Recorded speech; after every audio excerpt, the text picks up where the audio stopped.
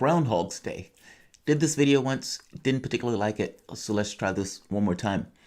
I watched a video of Joe Biden today, or a few days ago. I saved it in my Twitter feed. And it was him doing something that is astonishing for a politician to do. Like, oftentimes, what happens is a politician said something. Let's say it may be demonstratively not true. He's called on that lie. And either he accepts the fact that it's a lie, and you would think that once the person accepts the fact that something is just a flat fact lie, 2 + 2 is 4 lie, admitted to it being a lie, that they would just stop doing that. And Joe Biden doesn't. Initially, I was going to do this piece on why are blacks okay with this? It's rabidly offensive. Joe Biden has said a lot of offensive things, but this is rabidly offensive also. And I'll explain why I consider it so. But why don't they care? Now, I was going to go there.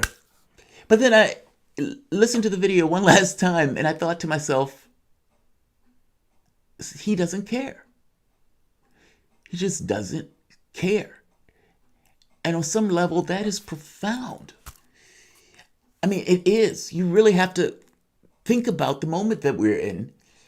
And the president, or the guy who's running against the president, does not care. How astonishing. The lie that he keeps making is about civil rights, that he was somehow part of the movement. Joe Biden was not part of any movement.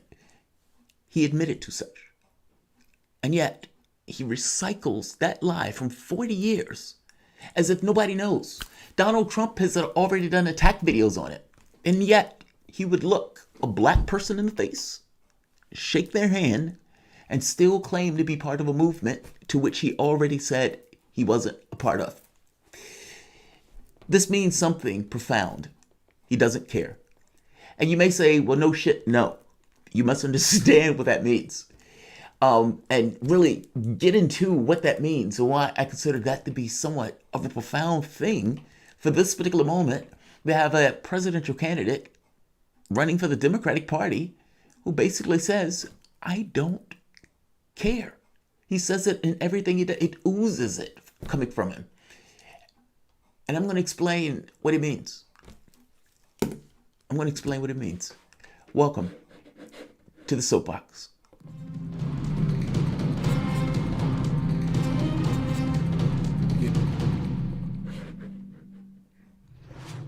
My name is Jamal Thomas. This is the Progressive Soapbox. Guys, if you dig this content, like, share, and subscribe. You can always support this content through PayPal or Patreon.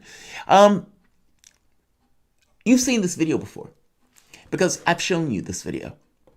And you would think that the moment that a person gets caught, that's the end of it, right?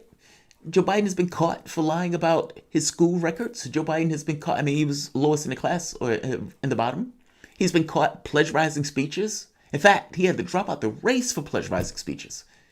And he has been caught and admitted to lying about being part of the civil rights movement.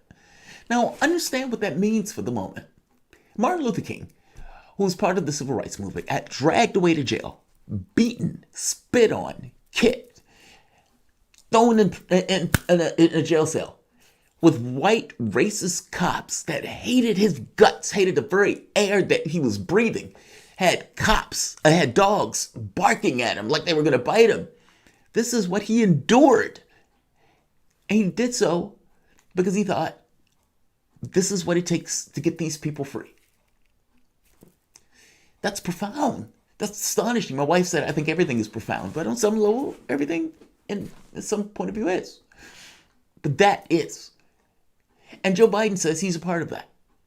That digs into me. It's offensive to me. For some reason, African Americans don't share my point of view on that. Let's hear Joe Biden. Movement. I was one of those guys that sat in and marched and all that stuff.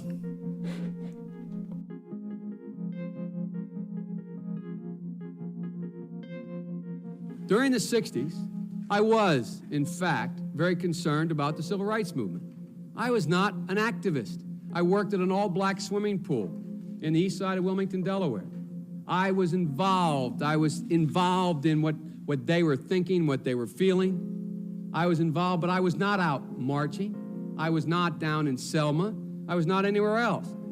I was a suburbanite kid who got a dose of exposure to what was happening to black Americans when I'm in my own city. Right there. That's truth out of his mouth. I want you to notice the term involved. That word is doing a lot of work. That word is doing a lot of work. Me just thinking about it is being involved. Well, I'm thinking about a Klan meeting doesn't mean I'm part of the Klan. I mean, for fuck's sake, what are you saying? That's mind-blowing. And yet, here he is, once again, out of the basement, to the chagrin, I suppose, of Terry McAuliffe. Joe Biden. Preaching that anti-Semitic hate and bile. Using the same phrases used in Germany in the early 30s, in Nazi Germany, accompanied by the Ku Klux Klan. The Grand Wizard said, "This is why we elected him," okay, of the Ku Klux Klan. And then a young woman gets killed and he gets asked to comment on it. He said there were very fine people on both sides. No president in the history of the United States of America has ever said anything remotely like that. And so what I learned coming out of the movement much, much earlier as a kid is you think you can defeat hate. You can only make it hide. And when you give it oxygen, when a president speaks, no matter how good or bad he is, people listen. And when he speaks and gives credibility to these racist, watch my language, folks out there, he breathes oxygen. They come out from under the rocks. And you're seeing it. You're seeing it all across the country. Part of the movement. You weren't. You said you weren't. Stop lying. But what this means, though, is that Joe Biden just doesn't care. He really has no fucks to give. He's not pandering. He's not trying to pander. People, all out, Black Lives Matter, literally name Black Lives Matter, meaning emphasizing black first. Defund the cops. Joe Biden says, I'm going to give $300 million more to the cops. Now, the stupidity of this number for the moment. The New York budget for cops is $6 billion. This is a 20th of one state's budget. Presidential candidate. He's not pandering to you. You can't push him. He does not care. You can't push him. The notion that some people think that they can push Joe Biden to the left. How?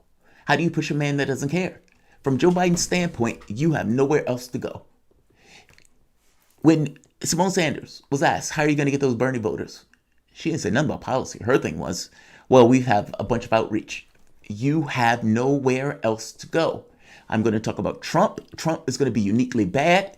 Hey, Trump is going to have a hate rally at spots where there have been black atrocities, meaning on dates where there's been atrocities against African Americans. He's doing that intentionally, trolling for his base. Joe Biden wouldn't do anything like that because Joe Biden doesn't care. Meaning, however heinous and utterly repugnant that what Donald Trump is doing, meaning with those power hate rallies on those dates, it is pandering. It is, I want your vote. I want your vote so much, I will stoop to this level of repugnance in front of the nation to identify myself with a dog whistle, experiential dog whistle, that you all will understand. For the lefties that think you can push Joe Biden, good luck. He doesn't care. He thinks he has you because you're going to be terrified of Trump. The problem with being stuck in this position politically, Joe Biden could pee in your cornflakes and not tell you until you ate it once or two spots. He would just watch you. And you'd still vote for him because you'd be terrified of Trump. Are you not tired of being in that particular political position? And you may ask me, how do you get out of that position? And I would tell you, there is no magical door. You need to be willing to let him lose if he is not willing to be attentive to you. And until you get there, where I don't care if Satan himself is on the other side, nothing changes in this country. You can't access the political instrument because the political instrument believes it has you over a barrel. It's believed that decades. And for this part, this has been somewhat true. Lefties have basically given up all levels of accountability. The Democratic Party has given up on anything being objective, meaning, what are you outside of everything else? If that's, I believe in healthcare, in which case we're going to fight for healthcare, for Medicare for all, that's our thing. The public knows that's our thing. And when they put us in office, they know that's what we're going to do. That's objective. Relative is, as more money floods in, and as people buy into blue no matter who, we can slide to the right and take that cash. And we'll do politics that way. We'll be incrementalists, not to trespass on our donors. And that's what has happened. By giving up all level of accountability, all notion that I am willing to let them lose if they are going to this length. Meaning if they're not going to have anything objective about themselves that I can support, I'm going to be willing to let them lose. Now, millions have already done that. Those are the people that stopped voting. But a lot of people have not. You have others who even go through the whole, drama queen of voter shaming. As sad, empathetic as that is. I guess I'm making the very basic point that if in fact you really want to get real things done and real changes in this country, you will need a vehicle to do that. In order to get that vehicle, you're going to somehow have to dismantle what is in place right now that is the Democratic Party. And yes, I'm sorry, that does mean those candidates need to lose. They either need to lose in a primary or they need to lose in a general, but they need to lose. And they need to lose until they get to the point of representing the interests of the public, or for that matter, the Democratic Party, meaning the members of that party. So if 88% of the members say they believe in Medicare for all, then it is unconscionable for the party, the Democratic instrument, saying, fuck off. That's mind-blowing. When you have 44 million people out of a job, you have millions of people in the streets all across the United States and still all across the world. You have an apocalypse from the standpoint of evictions that are coming up. You have nearly 40 million people that don't necessarily have health care. 30-something million didn't get their checks. And mind you, the people who didn't get their checks are the people who probably need the checks the most. African Americans are dying 3-1 from COVID, and you've had over 110,000 people die from a disease that we knew was 3 months in the coming, not to mention 2 million more people affected, and if I'm not mistaken, around 800 more today. The unemployment number is 20%. That number is not necessarily going to go anywhere anytime soon. You're still going to have deep entrenched job loss, like 43% of those jobs aren't coming back. 44% of people, nearly half of this population, was living off $18,000 or less. And that was before the virus hit. And all of those service jobs went up in smoke. Meaning the people who were at the lowest end of the income distribution were the ones that just so much was hurt the worst. And the political instrument took the opportunity while it was on fire to raid the place and give a ton of money to the rich. Money that they're probably not going to have to even pay back. Understand the context of your moment. We can't have or imaginative politics, profound, euphoric, emancipatory politics. That is now apparently off the table, despite the fact that the moment screams for something like that. The public is on board for something like that. And we get Joe Biden.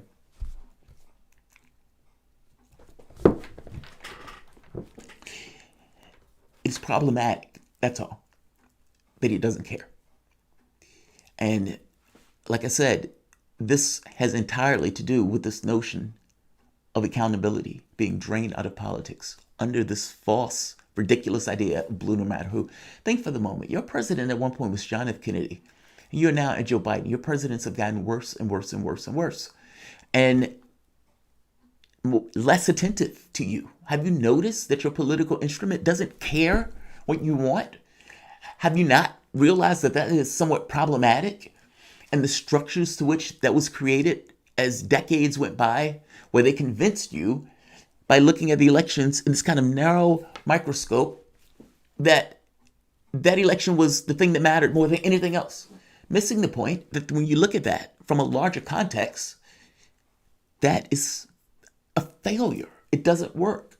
It's problematic at best.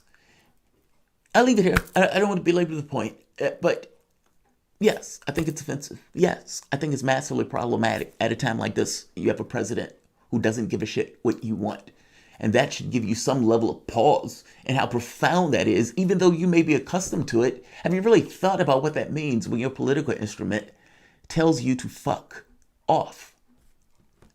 Like, share, and subscribe.